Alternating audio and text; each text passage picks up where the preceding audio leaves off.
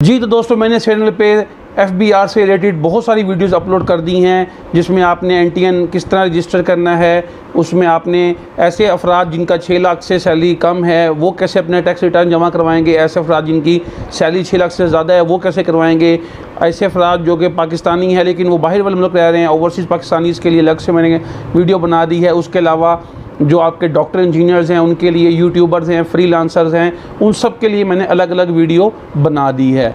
अब कुछ क्वेश्चन ये आ रहे थे कि अगर इन सब कैटेगरीज़ में अगर किसी बंदे के पास कोई प्रॉपर्टी है, या वो प्रॉपर्टी उसने खुद परचेज़ की है, वो प्रॉपर्टी उसने इंस्टॉलमेंट पे ली है, या वो प्रॉपर्टी उसको गिफ्ट मिली है, या वो प्रॉपर्टी उसको वालदैन की तरफ से विरासत में मिली है, तो उस केस में क्या करना है, उसको कहाँ पे फीड करना है, कहाँ पे पुट करना है, उसको कहाँ पे शो करवाना है और किस तरह शो करवाना है।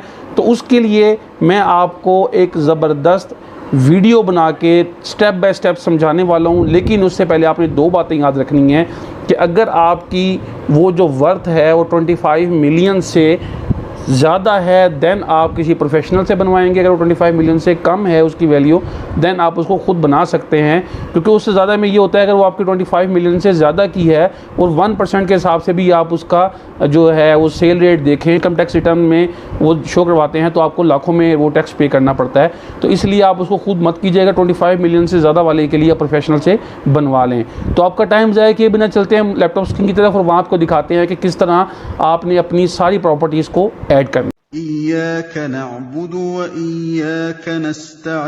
जी तो फ्रेंड्स, हम आ गए हैं अपने लैपटॉप स्क्रीन की तरफ। तो यहाँ पे आपने सबसे पहले IRIS की साइट पे लॉगिन कर लेना है। लॉगिन करने के बाद आपके पास ऐसा डैशबोर्ड ओपन हो जाएगा। जब आपके पास ऐसा डैशबोर्ड ओपन होगा, देन आपने उसमें अब अपनी वो प्रॉपर्टी को 7E रूल के तहत ऐड करना है। तो जैसे ही आप यहाँ पे सैलरी रिटर्न, नॉर्मल रिटर्न वाले पे या सैलरी रिटर्न वाले पे क्लिक करते हैं, देन जो है आपके पास एक पेज ओपन हो जाता है। जी, आपके पास ऐसा पेज ओपन हो जाएगा। जैसे ही आप उस पर क्लिक करते हैं आपके पास ऐसा पेज ओपन हो जाएगा। चूँकि आपने ऑलरेडी अपनी बाकी चीज़ें ऐड की हुई हैं, ये वीडियो उन लोगों के लिए है जो अपनी प्रॉपर्टी को ऐड करवाना चाहते हैं। तो उनके लिए सबसे पहले आपने कैपिटल असिस्ट में आ जाना है। जैसे ही आप कैपिटल असिस्ट में आएंगे तो यहाँ पे आपके पास एक ऑप्शन होती है रेजिडेंशियल प्रॉपर्टी। आप यहाँ पे उस रेजिडेंशियल प्रॉपर्टी को ऐड भी कर सकते हैं। यहाँ पे आप लिख सकते हैं कि आपकी कितनी प्रॉपर्टी है, कैसे है और कितनी आपकी अमाउंट यहाँ पे उसकी कितनी वर्थ है। और बाद में यहाँ पे सिंपल कैलकुलेट पे क्लिक कर देंगे, क्योंकि ये मैंने ऑलरेडी सबमिट कर दी है इसलिए यहाँ पे कैलकुलेट की ऑप्शन नहीं है।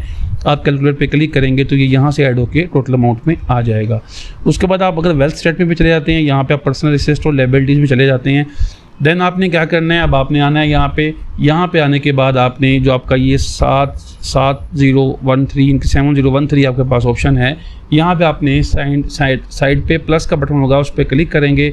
जैसे उस पर क्लिक करेंगे तो यहाँ पे आपने लिखवा दिया है कि ये आपने एक सिटी फेज़ 2 में एक प्लॉट लिया है जो कि इंस्टॉलमेंट पे था, तो आपने उसके 5 लाख यहाँ पे वो उसको ऐड करवा के उसको कैलकुलेट पे क्लिक कर देना है। अब देखिए ये यहाँ पे आपके पास ये आ चुका है। यहाँ पे आपने मेंशन कर दिया है कि ये आपने जो हाउस होल्ड थी ये यहाँ पे असिस्ट आपने परचेज़ किया है। तो इसी तरह आपने यहाँ पे इसको शो कर देना है। अच्छा, अब नेक्स्ट में अब क्या है कि अब आपने वो ये काम क्या करना है, अब ये आपने वहाँ पे मेंशन कर दिया। इन द केस अब ये है कि आपके पास जो प्रॉपर्टी थी वो प्रॉपर्टी, जैसे आप साइड पे प्लस के बटन पे क्लिक करेंगे वो आपसे पूछेगा कितने मरले है, आप मरले को सिलेक्ट कर लेंगे। फिर वो पूछेगा कि कितना एरिया, मतलब कौन से इलाके में है वो सिलेक्ट कर देना है आपने। जो उसकी मार्केट वैल्यू है वो और जो आपकी परचेज़ वैल्यू है वो आपने 2 फिल कर देनी है। क्योंकि मैं ऑलरेडी आपको बता चुका हूँ कि मैंने सबमिट करवा दी है, इसलिए यहाँ पे ऑप्शन नहीं आ रही। लेकिन जैसे ही आप यहाँ पे प्लस के साइन पे क्लिक करेंगे आपके पास पूरी डिटेल आएगी। डिटेल को फिल करने के बाद आपने यहाँ पे पुट कर देना है।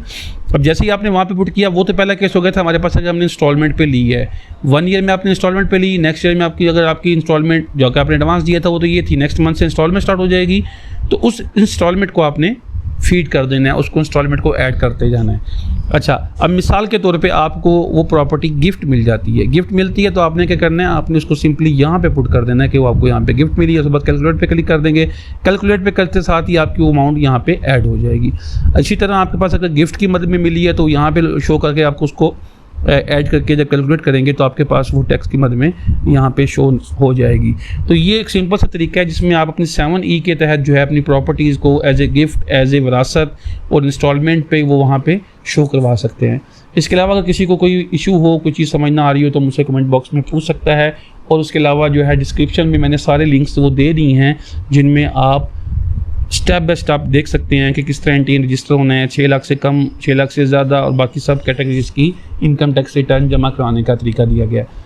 तो उम्मीद करता हूँ आपको वीडियो पसंद आई होगी। अगर आपको मेरी वीडियो पसंद आई है तो अपने दोस्तों के साथ शेयर करें, मेरे चैनल को सब्सक्राइब करें, वीडियो को लाइक करके कमेंट करें ताकि मैं मज़ीद ऐसी अच्छी वीडियो बना के आपके साथ शेयर करता रहूँ। तो मिलते हैं अगली वीडियो के साथ, तब तक के लिए